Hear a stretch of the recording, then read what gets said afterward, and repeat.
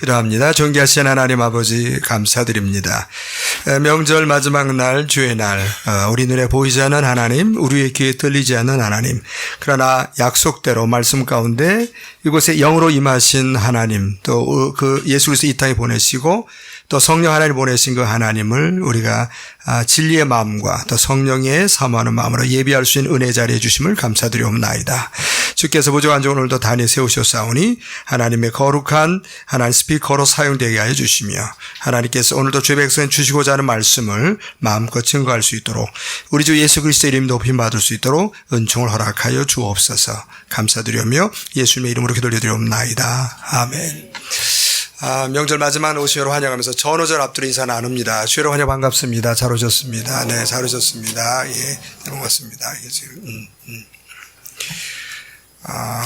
일부 예배 때 한 분이 오셨어요. 이제 처음 오셔서 저희들이 이제 인사를 나눴는데, 따님이 여기 잠깐 오셨는데, 삼성전자에서 스카웃을 이제 해서 딸 내외가 여기 왔노라고. 그래서 이제 딸이 이제 미국에 있다가 시애틀 형제교회라고 제가 아는 목사가 거기 있어서 물어봤더니 알더라고요. 그래갖고 반가웠는데, 그래서 이제 예배 마치고 본인은 한 달 있다 간다면 한 달 있다 가는데 저랑 같이 이제 2층에서 차를 나누면서 부탁을 하더라고요.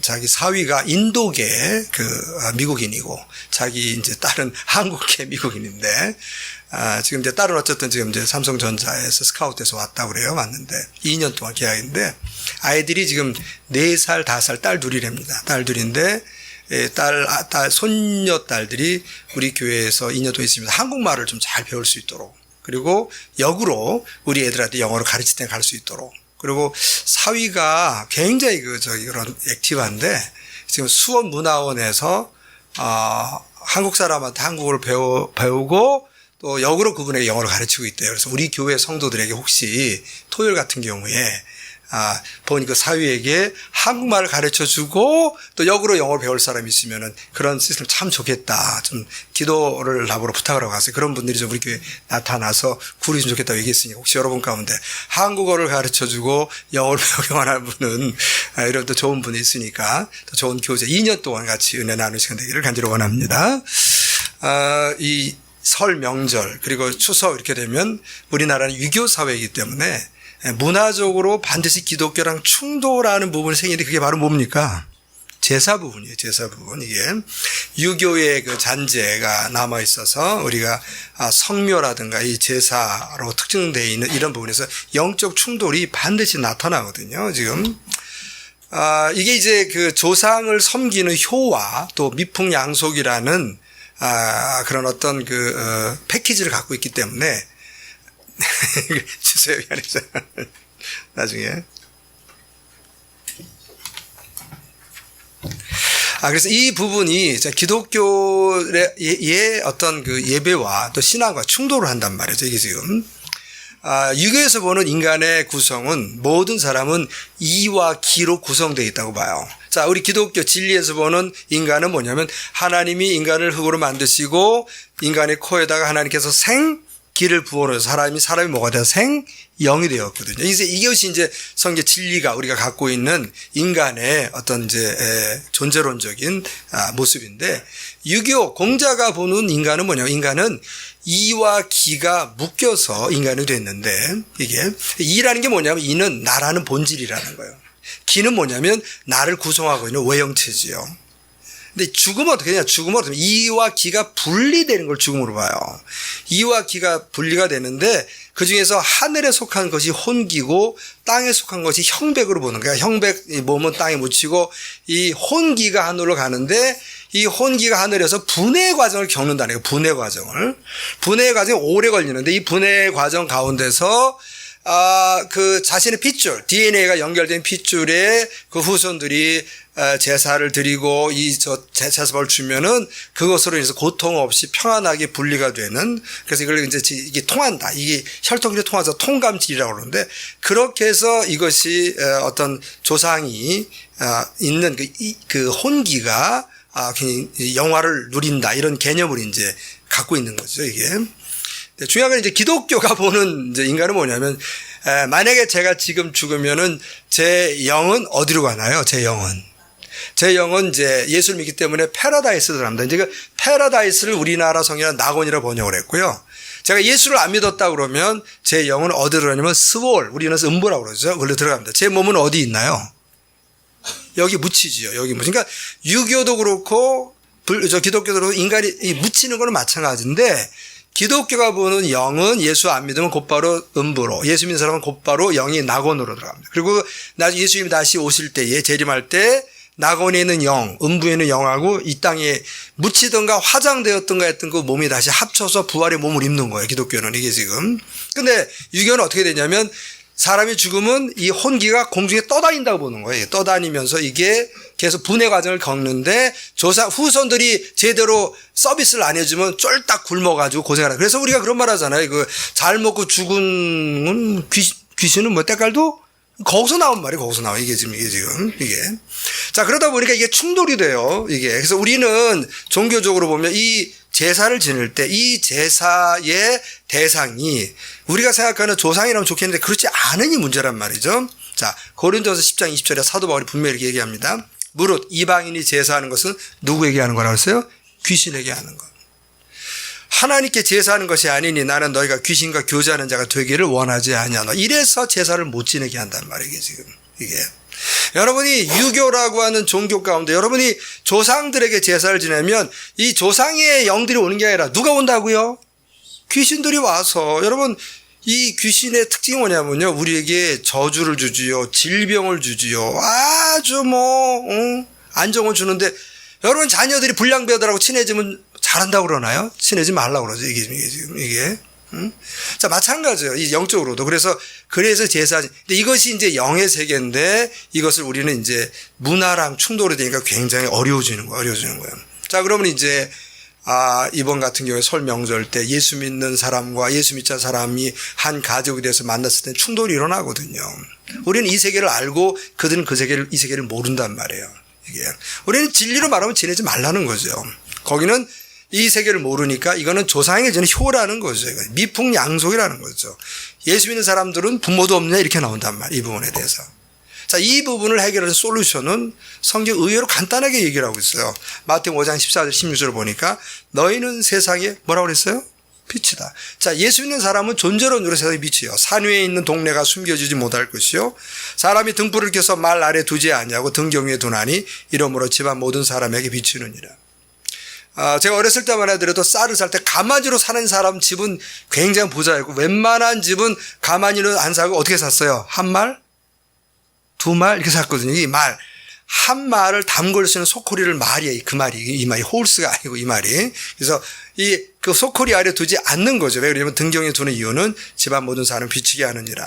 이같이 너희 빛이 사람 앞에 비치게 하여 그들로 너희 착한 행실을 보고 하늘에 계신 너희 아버지께 뭘 돌리라고요? 영광을 돌리게 하라. 자, 예수 믿는 사람들이 이제 추석이 이제 올해 또 오잖아요. 이제 추석을 놓고 우리는 준비하는 거예요. 추석 때 또 제사 문제가 있어서 가족이 부딪힐 때는 미리미리 여러분이 우리가 예수 믿는 사람이 믿지 않는 가족보다 더 성실하고 더 착하고 더 온유하고 더 겸손하고 손해보고 양보하고 희생을 넉넉히 감당해서 설령 우리가 제사 문제를 부딪혀도 쟤들은 제사를 안 드리지만 참 사람들은 괜찮다라는 그런 외적 평가를 듣는 은혜가 있기를 주의 이름으로 축복합니다. 이게 이 문제 해결하는 방법이에요. 그렇지 않고 거기서 맞서서 우리는 귀신과 이런 이해를 못하는데 그런 말 하지 마시고 예수 믿는 우리는 그렇지 않은 사람보다 더 착한 것으로 우리의 예수 그리스도를 증거하는 은혜. 그래서 앞으로 이제 9월 10월까지 계속 이 싸움을 쌓아가고 더 함께 가고 함께 여러분이 심어지는 그런 은혜가 우리 모두에가 있기를 주의 이름으로 축복합니다.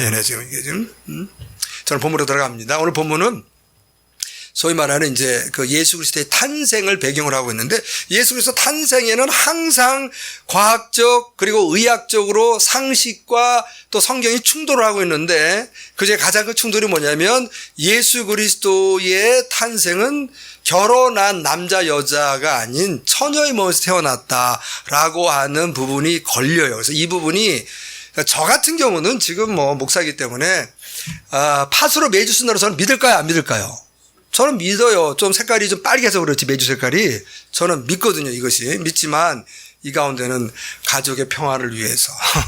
내지는 뭔가 교회와 성경이 있긴 있지만, 그래 왔는데 그래도 이 부분, 이 여자 성도님들은 분위기만 좋고 따뜻하면 웬만하면 감동이 되는데, 이 남자들은 이성적으로 합리적으로 이 납득이 안 되면 우리는 굉장히 힘든게 만든, 그게 만들었어, 우리가 이게 지금. 그래서 이 안에서는 이 동정녀 탄생의 그 부분을 이걸 어떻게 이해할 것인가, 이 의학적이고 과학적 상식과 모순되고 대치되는 성경의 얘기를 이걸 어떻게 이해할 것인가 걸리는 분이 있을 텐데, 오늘 그러한 충돌을 성경이 어떻게 끌고 가고 있는지를 한번 함께 나눠보면서 이 예배 끝날 쯤에는 예수님은 처녀에서 태어났구나 하는 것이 믿어지는 은혜가 우리가 모두에 있길 주의 이름으로 축복합니다.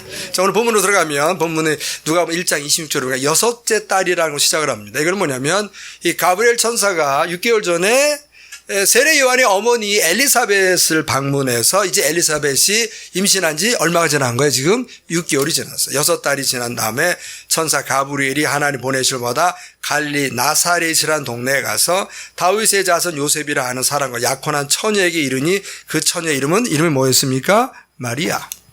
누가는 지금 우리에게 어떻게 설명하냐면 이 가브리엘 천사가 직접 그 마리아에게 찾아가서 이제 하나님께서 너에게 은혜를 베푸셔서 너의 몸에서 아들을 낳을 건데 이름을 예수라 하라라고 하는 이 동정녀 잉태와 출산에 대한 고지를 알려주는 걸로 되어 있는데, 이 마태는 그렇게 얘기를 하지 않고 마태는 마리아의 약혼한 남편 요셉에게 가서 얘기를 한단 말이에요. 요셉에. 그래서 너의 정혼한 그 아내 마리아가 아들 낳을 것이다. 자, 그랬을 때에 그 요셉은 이 당시에 처녀가 아이를 뵈면 어떻게 했나요? 돌로 쳐 죽였으니까 이걸 마귀에서 조용하게 파혼을 하려고 했다고 해서 그 마태는 이 수태고지를 직접 천사가 마리아에게 한 것이 아니라 마리아의 정혼한 남편 요셉에게 했다. 이렇게 지금 기록하고 있거든요. 이 안에서 지금. 자, 여기 보니까 약혼한 처녀라는 말을 들으면서 이제 우리가 한번 이 당시의 배경으로 들어가 봐야 됩니다. 2000년 전에 유대의 그 혼인 풍습은 어떻게 했냐면, 여자아이가 한 12살쯤 되면은 약혼을 시켰어요. 보통 12살, 13살에 약혼을 시켜서 1년 정도 지난 이후에 결혼을 하는 그런 것이 일반적 관례였어요. 왜 12살, 13살 때 했냐? 그러면 이때가 그 당시에 여자애들 초경이 시작됐거든요. 이게 지금. 자, 왜 그러냐면요. 이 당시는 왜 빨리 이렇게 조혼을 시키는 풍습이 있었느냐? 그러면 그 당시가 그 수명이 아주 짧았어요. 기록에 보면 이 당시에 유대 사람들의 평균 수명이 30세 좀 넘어가요. 이게 여러분 이시조선 우리가 500년 전에 우리가 이시조선의 통틀어서 왕들 이시 왕들의 평균 수명이 혹시 몇 살인 줄 아시나요? 40세 좀 넘어요. 온갖 좋다는 보약을 다 먹은 사람도 40세 좀 넘어 살았어요. 일반 평민은 40을 못 넘겼어요, 여러분. 일반 평민들은. 자, 그래서 그 당시 60을 넘어가면 이거는 장수해서 환갑잔치를 벌어줬는데, 지금 환갑잔치 여기 해당 사람 무지하게 많잖아요. 지금 이게 지금 저도 이제 얼마 안 있으면 이제 거기에 해당되는 이제 저만 그러나요? 우리 역종 집사님 얼마 안 저랑 나이가 동갑이니까 웃을 날이 아니에요. 지금 저희들이 이게 지금. 자, 그래서 이거를 30세 정도이기 때문에 자손을 빨리 얻기 위해서 조혼을 시켰던 이 풍습이 그 당시에 있었어요. 이게 지금. 자, 그걸 여러분 보시면 이해가 될 거예요. 이 부분에 대해서. 자, 그런데 성경 보면 천사가 어디로 갔냐면은 이 갈릴리 어디로 갔습니까? 보니까 지금 나사렛. 여러분, 나사렛 저는 가봤거든요. 나사렛을 가면서 그 나사렛 갔더니 거기 교회에 그때 마침 결혼식을 했는데 아랍 사람들이 교회에서 결혼식을 하더라고요. 그랬더니 거기에 유대인도 있고 아랍 사람도 살고 교회도 있고 거기에 이슬람 회당도 있고 난리가 났어요. 그 동네를 보니까 이게 지금. 자, 그런데 나사렛을 나오면서 어떤 마음이 들었냐면, 야, 지금도 이렇게 산악지대여서 교통이 편한데 불편한데 2000년 전에 오죽했을까, 여기가. 아주 산골이었죠, 이게 지금. 지리적으로는 예루살렘으로부터 70마일 북쪽으로 떨어져 있지만요. 여기 이 산 뒤에, 여기 뒤에는 레바논 산이 있고요. 옆에는 눈 덮인 헐몬 산이 있고, 그 다른 편에서는 갈멜산이 있는 완전한 산악지대예요. 여기는 지금. 여러분, 성복동. 지금 여러분 여기 보면 이제 공기도 좋고 그렇잖아요. 이 안에서 지금. 근데 제가 이 성복동 여기 보면 여기 우리 그 주차장 앞에 보면 요만한 컨테이너 하우스가 있잖아요. 컨테이너 하우스 뭐라고 쓰면 성복동 뭐라고 되냐 혹시는? 원주민 청년들. 원주민 청년들에서 가봤더니 전부 나이 드신 청년이 아니더라고요. 이분들이 지금. 자, 그분들 얘기하고 보니까 여기가 옛날에 어떤 동네였냐 그랬더니 이 동네는 유교를 모르고 지나갔대요. 여기가. 왜 그랬을까요? 길이 없어갖고 북한 애들이 여기까지 왔고 여기를 못 그냥 지나가고 유교를 모르고 지나가는 아주 깊은 산골이었대요. 여기가 그러더라고요. 그러니까 저는 제가 들은 게 아니고 그 원주민 청년들한테 들었는데 늙은 청년들한테 들었어요. 제가 얘기해서 그런 동네가 이 동네였다는 거예요.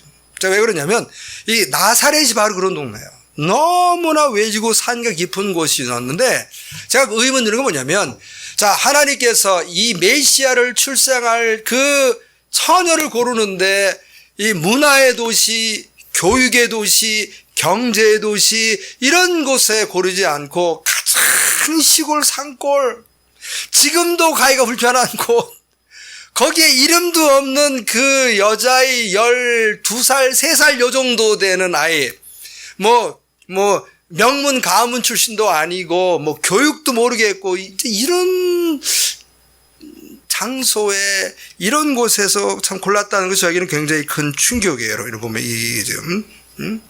여러분 요한복음에 보면은 이제 빌립이 그 나다니엘이 그러잖아요. 자, 우리가 나사렛의 출신의 메시아를 만났다. 너도 같이 만나보자 할 때 나다니엘이 뭐라고 대답했어요? 야, 나사렛에서 무슨 선한 곳이 나오냐? 그 촌동네에서. 그 당시에 상식적으로 이건 동네도 아닌 동네였던 거예요. 그래서 그런 동네에서 참 하나님께서 이 예수 그리스도의 탄생을 준비했다는 것이 저에게는 굉장히 충격이에요. 충격. 디모데후서 2장 20절 보니까 사도 바울이 이렇게 우리에게 도전 주고 있습니다. 큰 집이라는 게 뭐냐면 세상에는 하나님이 쓰시는 세상에는 4가지 종류의 사람이 있다는 거예요. 금그릇 또 그 다음에 은그릇 뿐만 아니라 뭐도 있어요? 나무그릇 그리고 질그릇도 있어. 그래서 귀하게 쓰이는 것도 있고 천하게 쓰는 것도 있어요. 근데 우리의 자녀들을 우리가 모두 기도하고 그 다음에 우리가 가르치고 교육할 때는 무슨 마음이냐면 우리 자녀는 무슨 그릇이 되어라. 금그릇이잖아요. 금그릇 되는 거죠. 이제. 제가 여러분에게 늘 얘기했지만 제가 예전에 이제 신대원을 다니면서 재정적으로는 어렵고 할 때 이제 과일을 띄웠잖아요. 대치통으로 그냥 뛰어들어가서 거기서 과일을 할 때 그 대치통 엄마들 처음에 저를 만나면 전부 다 하는 말이 뭐냐면 선생님 우리 애는요 머리는 좋은데 친구를 잘못 사겠다는 거야. 친구는 노력을 안 한대. 실제 가르쳐보면요 머리 나쁜 애들이 꼭 있어요 거기에. 근데 부모들은 절대 안 믿어. 우리 애는 뭐는 좋은데 금그릇이라는 거야. 노력을 안 하고 친구를 잘못 사귈 뿐이지 선생님이 좀만 가르치면 된다. 이렇게 대부분 중에서 제가 보니까 야 부모님의 사랑은 변함이 없구나 지금. 자, 사도 바울도 뭐라고 하냐면 이 세상에는 금그릇, 은그릇, 나무그릇, 질그릇도 있어서 그중에 귀 쓰이는 것도 있고 천이 쓰이는 것도 있는데 세상에는 금그릇이 귀 쓰이지만 성경은 21절에 그러므로 누구든 이런 것에서 자기를 어떻게 하면 깨끗하게 하면 뭐가 된다는 거예요? 귀 쓰는 그릇이 돼요. 세상의 스펙, 우리 성경은 나무그릇, 질그릇 따지지 않고 하나님 앞에 깨끗한 그릇 되면은 하나님은 그 사람을 들어서 하나님의 귀한 복음의 통로로 쓰이게 하십니다. 믿습니까? 여러분과 여러분의 자녀들이 이 시대 하나님 앞에 존귀하게 쓰임받는 은총이 있기를 주의 이름으로 축복합니다. 세상에 금그릇 만들려고 깨끗한 그릇 만드는 거예요. 깨끗한 그릇.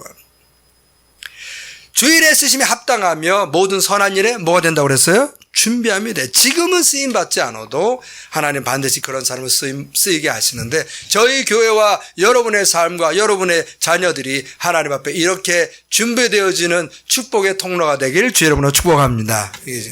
하나님은 그 당시에 아주 최고의 번화된 아니면 교육도시, 종교도시 이런 데서 사람을 고르지 않냐고. 저 갈릴리, 저 나사렛 깡촌 나사렛에서 무슨 선한 것이 나오겠냐고 사람들 인정하는 그곳에서 이 이름 없는 마리아를 통해서 예수 그리스도를 탄생하게 만들었단 말이에요. 이게 지금.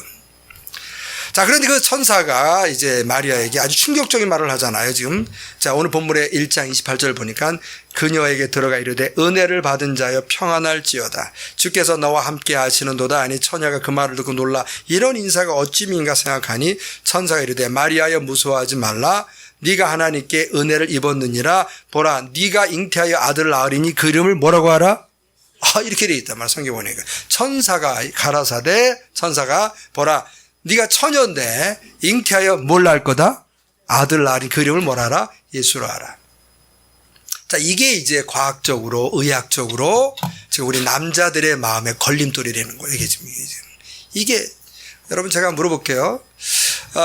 제가 우리 교회라도 좋아요. 우리 이제 결혼하지 않은 우리 청년부 여자아이들을 1년 동안 유심히 10명을 관찰하면 제가 관찰해서 기도하면 그 중에서 한두 명 정도는 자웅동체가 돼서 내년 이맘때 아이를 낳을 거다. 이런 확률이 있을까요? 없을까요? 없지.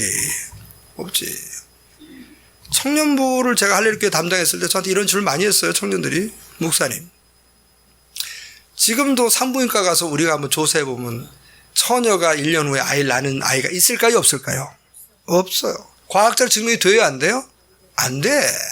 안 되니까 뻥입니다. 상식이 통해야죠. 이렇게 질문한 친구들이 의외로 있을까요? 없을까요? 있어요.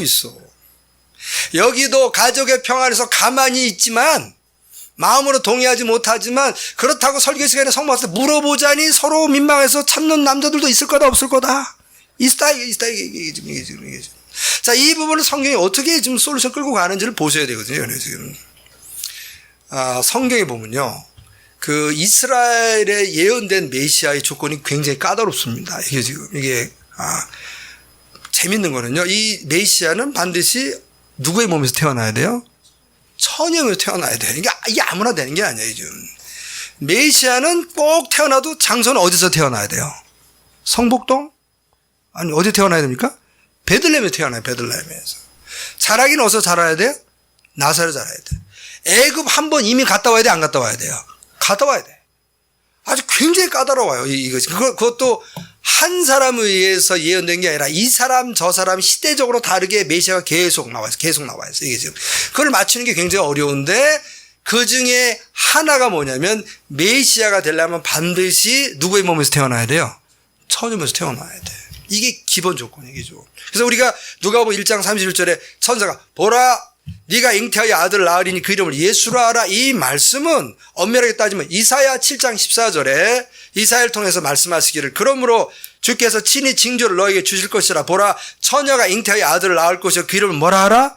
임마누엘. 하나님이 함께 하신다. 예수는 죄를 정복하는 사람이다. 이걸 지금 의미를 갖고 있단 말이죠. 이게 지금. 그래서 이미 예수님이 태어나기 전 한 700년 전에 이사야 선지자를 통해서 예언이 들어왔어요. 뭐라고 예언이 들어왔어요? 메시아는 누구 몸에서 태어난다? 처녀에서 태어나야 된다. 자, 그래서 예수 그리스도는 처녀에서 태어난다. 이렇게 많이 설명하기도 해요. 그리고 또 하나 더 들어가겠습니다. 그러면 왜 처녀 몸에서 태어나야 하나요? 왜? 그 이유는 뭐냔 말이에요.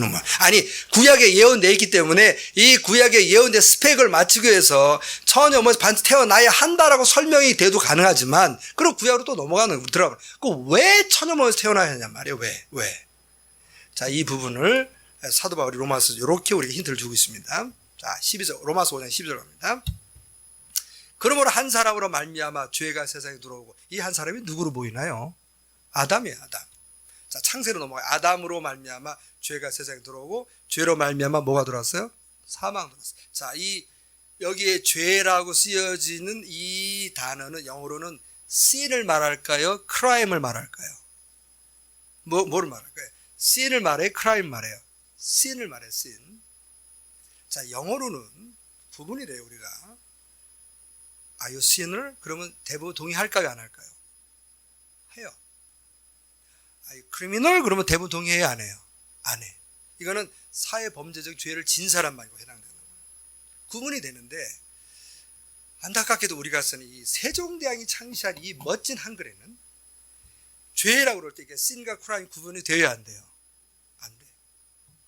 더군다나 구약의 배경이 우리 한국 사람한테 이 죄 그러면 100% 거의 사람들이 신으로 받아들여요? 크라임으로 받아들여요? 신 개념이 우리 민족에는 없어요. 그러니까 크라임을 받아들이는 거예요.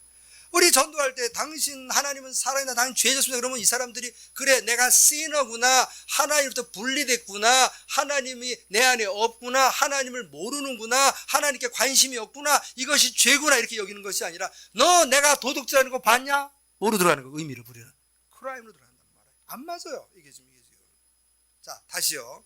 자 이러므로 한 사람 누구로 말미암아? 아담으로 말미암아 뭐가 들어왔어요? 신이 들어왔어. 신이 들어오고 이 신 죄로 말미암아 뭐가 들어왔어요? 사망이 왔어. 사망이. 근데 여러분 제가 아담이 그 선악과 따먹을 때 그 자리에 있었어요? 없었어요? 제가? 없었잖아.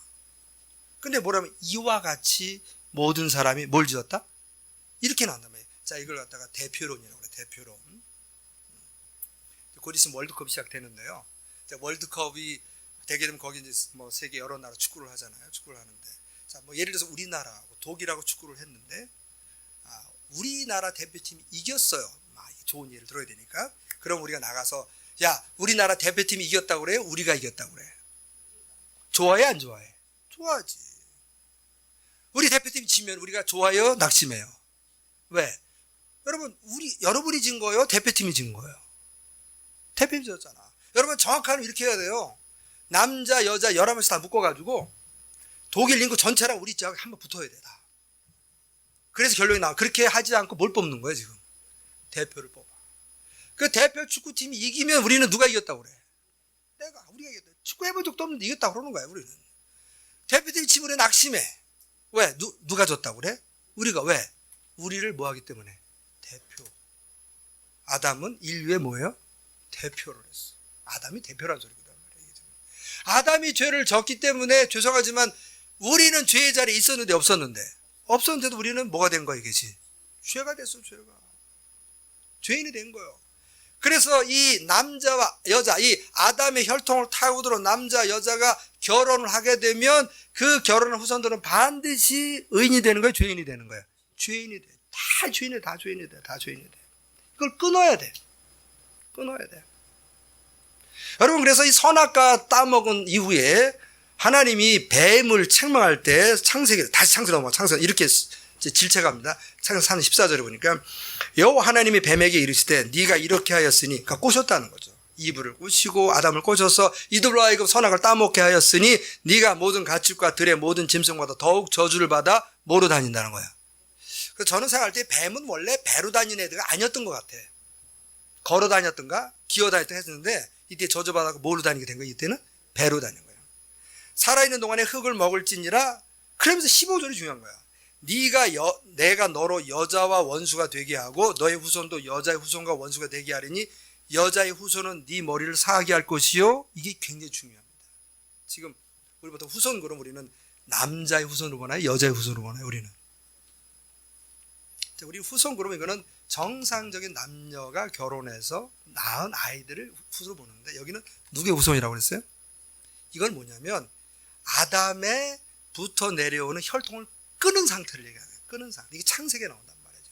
여자의 후손은 뭐냐면 후손은 후손인데 아담으로부터 오는 혈통을 끊은 여자 안에서만 태어난 그런 특별한 존재를 얘기하는데 그 여자의 후손은 네 머리를 상하게 할 것이요 너는 그의 발꿈치를 상하게 할 것이라 하시고 근데 이게 상하게 한다는 말은 우리나라 말로는 아주 심각한 부상이에요. 경상을 얘기할 것 같아요. 우리가 느낄 때는 상하게 한다는 거죠. 경상인데 이게 NIV는 그렇게 써있어요. He will crush your head. 뱀 대가리 밟아서 으깨면 어떡하나요? 뱀 대가리는 죽는다는 거예요. 근데 너는 어때? 뱀 너는 You will strike him in his heel. 그냥 한 대 팍 때리고 마는 거지. 이게 지금. 자 그래서 이 여자의 후손 남자와 여자의 결혼을 해서 생물학적 관계가 아닌 혈통을 끊은 상태에서 여자의 몸에서 나온 어떤 존재가 앞으로 나타난다 안 나타난다? 나타난다. 그래서 성경은 얘기하기를 이 메시아는 남자를 끊어야 되기 때문에 보라 누구의 몸에서? 여자 처녀의 몸에서 나와야 돼. 처녀의 몸에서. 남자와의 관계 끊은 상태에서 뭔가가 나와야 되기 때문에 죄송하지만 메시아는 결혼한 정상 가정에서 태어나면 안 되고 기독교의 메시아가 되려면 누구 몸에 태어나야 돼요? 여자 처녀 몸에 태어나야 돼. 만약에 이것이 부정되면 기독교의 구원론 자체가 무너져 버려요. 왜? 여러분 그 캐톨릭에서는 성 마리아 무호설 주장해요, 안 주장해요? 혹시 아시나요? 캐톨릭은 마리아 무호설 주장해요. 마리아가 무호설이라는 무슨 말이에요? 그를 낳은 사람도 무호설 되어야 돼, 안 되어야 돼? 돼야 돼. 그러면 예수님 오실 필요가 없어. 누가 대신 죽으면 되는 거야. 마리아가 죽으면 돼. 예수님 오실 필요가 없죠. 그러게 지금 이게 지금. 여러분 그래서 이 동정녀 탄생은 과학이냐 아니냐를 떠나서 이 자체가 무너져 버리면 기독교 구원론 자체가 무너져 버려요. 이게 지금. 자, 그런데 이제 우리가 뭘 여기서 알 수 있냐면 그럼 성경 이 문제를 그럼 어떻게 지금 어프로치 하느냐 지금. 자, 마리아가 천사에게 말하되 나는 남자를 낳지 못하니 어찌 이런 일이 있으리까 그럴 때 35절의 문제예요. 아까도 그랬어요 제가. 지금도 처녀 10명을 제가 1년 관찰하면 제가 째려보고 기도하면 그중에서 한두 사람은 자웅동체가 돼서 아이를 낳을 것이다. 이게 과학적으로 맞아요 안 맞아요? 안 맞아. 그러니까 이 처녀의 잉태는 거짓말이다라고 주장한 사람들 납득을 못한 사람이 많이 있어요. 35절에 천사가 솔루션을 줬단 말이에요 지금. 천사가 대답하여 이르되 누가 임하시고 이분이 임하시면 되는 거예요. 성령이 너에게 임하시고 그 다음에 지극히 높으신 하나님의 능력이 너를 덮으시면 된다 안 된다? 된다는 거예요. 여기가 문제예요. 그냥이 되는 게 아니고 성령이 임하시고 지극히 높으신 창조주의 능력이 너를 덮으면 된다 안 된다? 된다. 그러니까 여러분께 퀴즈를 한번 내볼게요 제가. 1번 흙으로 사람을 만드는 것이 어렵다. 2번 처녀에게 아이를 낳게 하는 것이 어렵다. 어느 쪽이 어려운 것 같아요? 자, 1번 흙으로 사람을 만드는 것이 어렵다. 처녀에게 애 낳게 하는 것이 어렵다. 어느 쪽이 더 난이도가 높은가요? 1번이에요? 2번이에요? 1번이요. 여러분 성경 우리 인간의 기원을 뭐라? 우리가 원숭이부터 나왔다고 그러나요? 아니요. 우리는 누가 만들었어요? 하나님이 하나님의 모습과 형상을 집어넣었어요. 여러분 모습은 외모예요. 형상은 영어로는 이미지예요. 하나님이 우리를 흙으로 하나님 같은 비슷한 모습을 만들어가지고 거기다 하나님의 이미지를 집어넣어버렸어요. 이 성가대에서 제 이미지를 갖고 있는 여성이 하나 있잖아요. 이게 지금 아버지 자녀의 이미지가 들어온단 말이에요. 이게 들어와요. 이게 이런 식이에요. 하나님 우리 이미지를 하나님이 준 거예요. 우리에게 이게 지금. 자, 중요한 건 뭐냐면 인간 창조가 어려워. 더 인간을 창조하신 무에서 유를 창조하신 하나님은 까짓 처녀 몸에 성령을 통해서 그 마리아의 자궁 안에 하나님의 생명력을 잉태하는 것은 불가능하다 가능하다. 이건 가능한 거예요. 이거는 왜? 성령님은 창조주이기 때문에 가능합니다. 믿습니까? 이거를 여러분은 아셔야 돼요. 이 부분에서. 일반적으로 처녀 10명을 갖다 놓고 관찰하면 안 되지요. 그거는 안 돼. 하나님의 특별한 작정이 있어야 돼요. 하나님의 계획이 있으면 돼요. 이 부분에서 이게. 여러분 저는 지금 하나님의 은혜 가운데서 계속 성경 얘기하기를 뭐라고 하냐면 누가 1장 36절에 보라 너의 친족 엘리사벳도 늙어서 아들을 배웠느니라 본래 임신하지 못한다고 알려진 이가 이미 6달이 되었나니 대저 하나님의 모든 말씀을 능하지 못하심이 없느니라. 믿습니까? 이거 얘기죠. 여러분 성령의 능력 임하면 곳곳에 기적이 일어나요. 지금도 그래요. 여러분 성령이 임하시면 모세가 이 돌바닥을 두드릴 때 생수가 터져 나왔습니다. 믿습니까? 이 마른 하늘에서 이스라엘 백성이 고기 주세요 그랬더니 뭐가 떨어졌어요? 메추라기가 떨어져. 성령의 능력이 임하면 이 모세 지팡이를 홍해를 향하면 홍해가 갈라질 수밖에 없고요. 문둥병자가 나왔고 죽은 나사로가 살아나야 합니다. 믿습니까? 그런데 이 성령께서 임하시고 하나님의 능력이 덮었는데도 불구하고 창조주 하나님이 처녀에게 아이를 못 갖게 한다. 이거를 못 믿겠다는 건 뭐냐면 하나님의 능력 자체를 못 믿는 거야. 제가 지금 목사로서 저도 싸움을 합니다. 어떤 싸움을 하냐면 여러분 하나님 앞에서는 암 1기와 암 4기는 고치는 데는 하나님은 별 문제가 있을까요? 없을까요? 없어. 없다고. 이게. 근데 저한테는 있어요. 암 1기 환자를 저한테 기도해달라고. 기도할 때 제 마음에 난 확신이 있을까요, 없을까, 제가 기도하면서. 더 있지. 4기를 데려오면 뭐라고 할까요? 좀 더? 언제 데려오지? 일찍 데려오지. 이런 말을 한단 말이에요, 제가. 왜 그러냐면, 제가 인간의 의학으로 보면 암 4기 고치기는 어렵다, 쉽다? 이건 어려워. 네. 하나님 안에서는 1기나 4기나 감기나 거기. 그걸 깨야 돼. 그걸 깨야 돼, 제 쪽에서. 그래서. 이영기 집사님 와이프, 우리 김정 권사가 제 허락도 없이 2주 금식을 했어요. 그것도 계속 교회 다니고 다 찬양팀도 쓰고 그러면서 2주 금식을 하는데 무리가 돼가지고 오른쪽 발목이 부었어요. 근데 통통 부었어. 아파갖고 걷지를 못할 정도 부었어. 그래서 이제 기도했죠. 여기 우리 남 박사님도 치료해줬는데도 그 뒤로도 계속 부어 있어요. 제가 기도했는데도 저한테 수요일 날 카톡이 왔어. 목사님 다리가 많이 부어 있다고 그래서 제가 자존심 상했어. 왜 자존심 상했을까? 제가 기도를 했잖아. 공개적으로. 안 났잖아, 이게죠. 그래서 제가 이제 기도해서 하나님, 이러시면 안 됩니다, 주님. 제가 기도를 했는데 안 나면 왜 제가 뭐가 되겠습니까? 근데 제 마음속에 어떤 마음이 들었냐면 제가 제 마음속에 이거는 하나님 앞에는 아무것도 아니다라는 생각을 덜 했던 것 같아요. 그래서 다시 기도가 들어갔어. 하나님, 제가 잘못했습니다. 하나님 앞에서는 발 붓는 거는 아무것도 아니지. 그게 뭐가 문제가 되겠냐. 회개를 열심히 하고 다시 하나님 앞에 믿음 없음을 도와달라고. 목사인데 제가 그래도 오늘 저녁 때 또 다시 기도할 텐데 그리고도 안 나면 저는 굉장히 힘듭니다. 목회가 어려워질 수도 있습니다, 주님. 그렇게 생각하고 수요일 끝나자마자 두부 나무라고 그랬어요. 앞에 가지 말라 나무라고. 그래서 제가 이제 다시 회개 기도하고 손을 대고 우리 집사님 발에 손을 대고 열심히 기도하면서 뭐라 하냐면 이제 선포를 한 거죠. 누구의 이름으로? 예수의 이름으로. 붓기의 근원들은 사라져라. 붓기의 근원은 사라져라. 주님, 제가 회개기도 했으니까 낫게 해주셔야 합니다. 그리고 제가 아주 강력하게 선포를 했어요. 그래서 카톡이 왔더라고. 뭐 저한테 거짓말 안 하겠지. 그 권사가. 목사님 수요 예배 끝나 기도 후에 붓기가 급격하게 빠졌습니다. 통증도 거의 없어졌습니다. 지금. 어디 갔어요? 여기 지금. 없어졌네? 얘기하려고 그랬더니. 데려갔어, 지금? 그래, 왔어. 그래서 제가 어떤 마음이 들었냐면, 기도하는 사람도, 기도받는 사람도 우리가 틀을 깨야 되겠다. 무슨 틀을 깨야 돼요? 여러분, 이거 영적 세계잖아. 하나님 앞에서는 전혀 성령이 임하고 하나님의 능력을 덮으면 아무것도 아니지. 근데 우리가 아까는 과학과 의학은 불가능해. 암 1기는 괜찮아. 암 4기는 어려워. 그러나 하나님 앞에는 암 4기나 감기 환자나 거기가 거기임을 여러분 믿으시기 바랍니다. 이 안에서 이게 지금. 믿음이 들어가야 돼, 믿음이. 어서 이게 지금. 이게. 응? 그러니까 제가 무지하게 회개했다니까요. 지금. 그것 때문에. 여러분, 근데 성경에 보면은 요한복음 14장 12절 이걸 우리가 적용을 해야 돼. 우리 안에 응용을 해야 됩니다. 자, 요한복음 14장 12절에 내가 진실로 너에게 이르노니 나를 믿는 자는 내가 하는 일을 그도 할 것이요 또한 그보다 큰 이도 하리니 이는 내가 아버지께로 감이라. 자, 예수님이 이렇게 뭐라고 말씀하셨냐면 야, 너희는 내가 했던 기적도 할 것이고 나보다 더 큰 일을 행한다 안 행한다.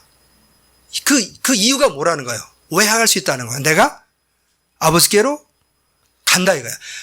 예수님이 아버지께로 가는 것이 도대체 우리가 능력을 행하는 것과 무슨 관계가 있냐는 거야. 무슨 상관이 있느냐. 그랬더니 16절에 내가 아버지께 구하겠으니 그가 또 다른 보혜사를 너에게 주사 영원토록 너희 함께 있게 하리니. 여러분, 또 다른 누굴 보내주는 거예요? 누구의 이분이? 성령님이에요. 성령님.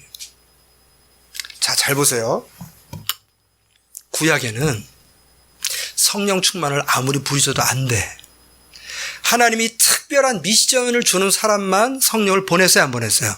보냈어. 예를 들면 마리아와 같이 예수 그리스도를 탄생시키기 위해서 성령이 너에게 임하고 하나님의 능력이 너에게 덮을 거다. 이때 다른 사람이 주님 나도 그러고 열심히 기도한다고 될까요, 안 될까요? 안 돼. 될 수가 없어요. 구약에 있는 사람들은 누구나 다 성령의 능력과 은혜를 구해도 성령이 임한다 안 임한다? 안 임해. 누구만 임해? 하나님께서. 선택된 사람. 제사장 특별히 두고 왕 특별히 두고 선지자 이 세 사람 직분만 줬지 나머지는 받을 수가 없었어. 이 부분에서. 근데 예수님이 충격적인 말을 해요. 굉장히 중요합니다. 이걸 놓치시면 안 됩니다. 내가 진실로 주로 너에게 이르노니 나를 믿는 자는 내가 하는 일을 그도 할 것이요 또한 내가 또한 그보다 큰 일도 할 것이다. 왜 그러냐? 내가 아버지께로 간다. 가서 뭐 하시려고요? 그랬더니 내가 아버지께 구하겠으니 그가 또 다른 보혜사 성령을 너에게 주사 어떻게 있는다? 영원토록 너희와 함께 있게 하겠다. 함께 하겠다. 지금 여러분, 그래서 지금은 사모하는 우리 모두에게 믿음으로 나아가는 자에게 성령이 임하고 하나님의 능력이 덮을 수 있음을 예수의 이름으로 선포합니다. 이거 적용하셔야 돼. 이거 적용하셔야 돼. 그러면서 우리에게 17절에 굉장히 중요합니다. 그는 진리의 영이라 세상은 능히 그를 받지 못하나니 이는 그를 보지도 못하고 알지도 못함이라. 그러나 너희는 그를 아나니 그는 너희와 함께 거하시며 또 너희 어디 있다? 자, 우리 속에 있어. 내주하시는 성령님, 많이 들어보셨잖아요. 이거 장로가 많이 채택을 해요. 내주하시는 성령 우리 안에 계셔서 우리로 하여금 하나님의 말씀 듣게 만들고, 때로 우리의 연약함을 도와서 우리가 기도할 때 하나님께서 기뻐하지 않는 기도하면은 성령께서 우리 기도를 받아서 기뻐하는 기도를 하시고, 우리의 부활의 보증이 되시는 건 내주하시는 성령 믿습니까? 여러분, 내주하시는 성령만 계신 것이 아니라 둘째 절, 밑에 둘째 절, 그는 너희와 어떻게 함께도 거하시고 그 다음에 어디도 거하신다? 속에도 있어. 함께 쏟아 부어주시는 기름 부심 들어온단 말이에요. 이걸 자꾸 무시한다니까요, 여러분. 자, 내주하시는 성령도 계시지만 함께 하셔서 필요에 따라 능력을 부어주신 성령도 계십니다. 믿습니까? 이분 놓치시면 안 된단 말이에요, 이분을. 여러분, 장로교에서 크신 분들이요. 저도 장로교회 목사지만 이렇게 배웠어요. 내주하시는 성령 배웠어요. 아니요. 제가 체험해 보니까요, 내주하시는 성령 계시지만 부어주시고 함께 하시는 계셔야 안 계세요? 계시더라고. 이 내주하시는 성령뿐만 아니라 부어주시는 함께 하시는 성령님, 이 성령이 우리에게 임하고 하나님의 능력이 우리를 덮으면 지금도 여러분은 예수님이 하신 일을 행할 수 있고 더 큰 일을 할 수 있습니다. 믿습니까? 그 성령이 누구와 함께 있기 때문에 우리와 며칠 함께 있어요? 영원히 있으니까. 여러분, 영원히 있어요. 여러분, 인간으로 태어나서 최고의 축복은 예수 그리스도를 만나는 거예요. 믿습니까? 그런데 예수 그리스도를 만나도요, 똑같은 목사도요, 제가 보니까는 만나서 학습적인 배운 거를 하는 목사가 있는가 하면요, 하나님께서 은혜와 능력을 함께하는 목사가 있더라고요. 믿습니까? 여러분, 성도를 두고 하세요. 여러분이 예수 믿었죠? 더 나아가세요. 하나님의 성령이 여러분께 임하고 하나님의 권능이 여러분을 덮으시는 은혜를 주 여러분을 축복합니다. 세상에 놀래. 이게 하나님 우리 주시간 축복이에요. 축복. 이게 왜 마리아에게 임하냐? 그 당시는 마리아밖에 안 됐지만 지금은 그 성령님을 이미 우리가 보내셨어요, 안 보내셨어요? 보내셨어. 그걸 보내셨어. 마음껏 구하고 마음껏 외치고 마음껏 누린 여러분 되기를 주 여러분을 축복합니다. 그런데 한 가지 재밌는 거는요, 이 마리아의 반응이에요. 마리아의 반응. 38절에 마리아가 이르되 주의 여종이오니 말씀대로 내게 이루어지이다 하며 천사가 떠나가니라. 아무리 천사가 이런 계획을 얘기해줘도 이 소녀 마리아가 무슨 일입니까? 나는 이해할 수 없습니다. 나는 납득할 수 없습니다. 의학적으로 가능한 일입니까? 불가능합니다. 이래서 믿음으로 반응하지 않았더라면 마리아의 몸에서 예수님이 탄생할 수 있었어요? 없었어요? 없었어. 자, 중요한 게 뭐냐면 아무리 하나님이 계획을 세워도 인간 쪽에서 순종하지 않으면 하나님은 기적이 일어나지 않는 거예요. 하나님 홀로 일을 못해요.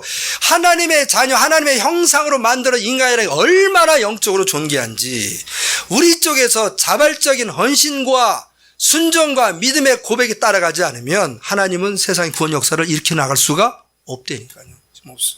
이번에 지금. 여러분, 신앙의 세계는 영적 세계인데 자꾸 우리가 이 계산을 한단 말이에요. 상식에 묶인다고. 암 사기는 어렵다 이렇게 산단 말이에요. 하나님 앞에는 아무것도 아니라니까요. 우리를 창조하신 하나님 전혀 몸에서 아이 낳게 하는 거 별거 아니에요. 두 가지 조건이 있어요. 성령이 임하고 하나님의 권능이 덮으면 끝나는 거예요. 성령 임하고 하나님의 권능은 아무나 하는 게 아니라 이제는 구하는 자에게 모두 임하십니다. 믿습니까? 근데 여기가 중요해요. 그래서 이게 여러분, 기적의 현장에는 반드시 순종하는 사람들의 고백이 있어요. 이스라엘 백성이 요단강 건너갈 때 하나님 뭐라고 그랬습니까? 너희가 요단강 물에 발을 디디면 강물이 어떻게 된다? 갈라진다. 여러분, 과학이 안 맞는 거죠. 갈라져야 발을 집어넣지요. 성경 뭐라고 그랬어요? 먼저 발을 집어넣어라. 그럼 갈라진다. 이게 믿음이란 말이에요. 이게. 요한복음 9장 가보세요. 맹인한 사람을 봐요. 제자들이. 예수님 나면서부터 맹인인데 이 맹인은 본인의 죄입니까? 아니면 부모의 죄입니까? 예수님 뭐라고 그랬어요? 야, 본인의 죄도 아니고 부모의 죄도 아니고 하나님께서 이 맹인을 하실 일이 있다는 거다. 그래서 데려다가 어떻게 했습니까? 진에게다 뭘 뱉었어요? 침 뱉었어. 침 뱉어 진을 이겨가고 눈에다 발랐어. 그리고 뭐라고 그랬어요? 실로암 연못 가서 씻어라. 여러분 요즘에 제가 만약에 맹인 놓고 침 뱉어갖고 하면은 인권 모독으로 저는 걸려갑니다. 지금 이게 말이 되냐 말이야. 진에게다 침 뱉어갖고서 눈에다 붙여놓고 실로암에서 씻어라 이게 씻어라. 여러분 그때 맹인이 얘기하기를 선생이요 이거는 인격 모독이고 과학적으로 안 맞습니다. 이래서 실로암 연못에 안 갔다면 맹인은 눈을 뜰 수가 없었어요. 순종이 들어가는 거예요. 순종 들어가요. 아람왕 장군이 나아만 장군이 문둥병 걸렸잖아요. 유대 여종이 뭐라고 그래요? 엘리사를 찾아가면 나을 수 있다 갔잖아요. 쳐다도 안 봐요. 뭐라고 그랬어요? 가서 요단강 물에 가서 몇 번 씻으시오. 나아만이 뭐라고 그래? 우리나라 가봐라. 야 요단강보다 더 깨끗한 물이 많은데 무슨 것까지 가느냐. 안 가려고 그래. 기분 나빠가지고. 적어도 내가 이 아랍 나라의 그 대장군이 와서 영접은 해야지. 얼굴도 안 보이고 콧배기도 안 보이고 가서 요단강 물에 가서 7번 들어갔다 나와라. 그때 뭐라고 그래? 여기까지 왔는데 그래도 가셔야 되잖아. 설득해서 들어갔잖아요. 한 번. 안 돼. 몇 번 들어갔어요? 7번의 순종이 가니까 성이 뭐라면 그 피부가 어린아이 같은 피부로 변했다 이거죠. 순종이 들어와야 돼. 순종이 들어와야 돼. 여러분 하나님께서 앞으로 남겨진 이 구속사 가운데 누구를 쓸지 모르겠지만 바로 여러분의 자발적 순종이 함께여야 주의 역사 일어납니다. 믿습니까? 이게 지금 12살, 3살 먹은 소녀가 이런 고백이 만만하지 않은 거예요. 왜 그러냐면요. 이 당시는 처녀가 아이를 베면 어떤 형벌이었나요? 돌로 공개쳐 죽이는 거예요. 이거 걸리면 죽는 거예요. 죽는 거. 여러분 예수 믿고 우리가 섬기는데 애쓰고 수고해서 칭찬 듣고 영광 받으면 좋겠지만 열심히 일했는데 비난받고 오해받으면요. 뚜껑부터 열려가지고요. 교회 옮길까? 이거부터 나온다니까요. 주님의 순종 앞에는 반드시 코스트가 지불돼야 합니다. 믿습니까? 코스트 지불하셔야 돼. 우리는 뭐가 문제냐? 코스트 지불 안 하려고 그래요. 예수 잘 믿고 나도 잘 되기를 바라는 거죠. 이 당시에 잘못하면 돌 맞아 죽고 돌 맞아 죽지 않아도 평생 저 여자는 처녀가 아이를 낳은 주홍옷을 달고 살아야 되는데 그 불명예를 지고 가야 되는 그 12살, 3살 먹은 소녀가 지금 뭐라고 대답했습니까? 주의 여정위원이 뭐대로? 말씀대로. 엄청난 신앙 고백입니다. 여러분 안에 하나님의 은혜 통로 쓸 때 때로는 여러분의 진심이 제대로 전달이 안 돼서 애쓰고 수고하고 손해봐도 오히려 욕먹을 수가 있어요? 없어요? 있어. 그때 여러분이 주의 종이오니 뭐대로 하소서 말씀대로 하소서 이런 코스트를 지불하고자 하는 그런 믿음의 고백이 저와 여러분과 있기를 주의 이름으로 축복합니다. 오늘 우리는 이 작은 여자아이의 고백을 통해서 예수 그리스도 이 땅에 태어난 것을 보았습니다. 과학적, 의학적 충돌이 일어납니다. 성경은 하나님의 성령이 임하고 하나님의 권능이 우리를 덮으면 기적은 지금도 일어난다고 약속하고 있습니다. 믿습니까? 검증하셔야 됩니다. 성목사 말이 진짜인지 가짜인지 검증하셔야 됩니다. 이 안에는 이 말이 진짜인지 가짜인지 저랑 검증해서 응답 받은 분도 있어요. 지금. 여러분, 근데 중요한 건 뭐냐면 이거는 성목사만 가능하다 아니면 우리 모두 가능하다. 대답을 얘기했으네. 저만 가능해요? 여러분도 가능해요? 여러분도 가능해요. 하나님의 뜻이에요. 여러분 성령이 임하시고 성령의 권능이 여러분의 삶을 뒤덮는 하나님의 은혜가 충만하길 주 이름으로 축복합니다. 오늘 말씀 기억하면서 주여 오늘 우리에게도 이 어린 마리아의 고백으로 채워주시옵소서. 때론 우리 생각과 과학과 상식이 안 맞아도 하나님의 뜻이라면 순종하는 은혜 허락하셔서 이 시대에 주의 성령의 거룩한 능력의 통로가 되게 하여 주옵소서. 통성으로 기도합니다. 존귀하신 하나님 아버지 감사드립니다. 하나님의 은혜와 사랑으로 오늘도 어린 마리아의 고백을 통해서 동정녀 탄생의 놀라운 기적의 수태고지를 보았사옵나이다. 아버지 하나님, 영의 세계를 이 세상 합리적 사고로 우리가 비판하거나 판단치 않도록 하는 은혜를 베풀어 주시며, 더불어서 이 주님 우리에게 순종의 믿음의 고백이 일어나게 하소서. 예수를 믿는 자 하나님의 성령이 임하시고 하나님의 권능이 우리를 덮으며 지금도 그런 능력이 나타날 줄 믿사오니 주여 영광 받아 주시고 하나님의 거룩한 통로가 되게 하여 주시옵소서. 감사드리오며 예수님의 이름으로 기도 올려드리옵나이다. 아멘.